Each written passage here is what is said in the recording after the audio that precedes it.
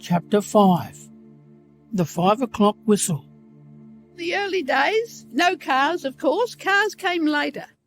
But in the early times, everybody rode bicycles. And this etching here, we call it the 5 o'clock whistle. It was put here to remember all the workforce, big workforce, down the bottom of the main street in Kent Street, from the sugar factories, the sawmills and the shipyards. When the shipyards are in full work, they employed 1,200 men alone.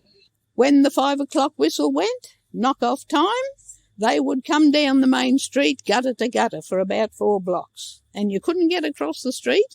Sometimes down on the corner here, Brighton Ferguson's corner we used to call it, they had a policeman on point duty stopping the traffic so they could go through.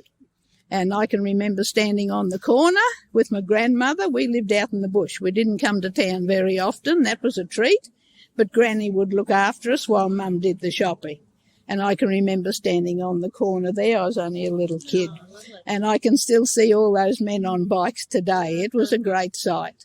So that's the 5 o'clock whistle. So you were born in this area? I grew up on a farm out of town, yeah. Fantastic. But, no. Been headed for the nearest pub, wouldn't you? In those times, I suppose it was 6 o'clock closing. So I suppose a lot of them There would have have been. been a lot of pubs back in those days, I would imagine. Well, they say that one time we had about 40. I don't remember that far back, but we've only got about 12 or 13 now. But in those days, lots and lots of pubs. Lots of them, everywhere, every corner.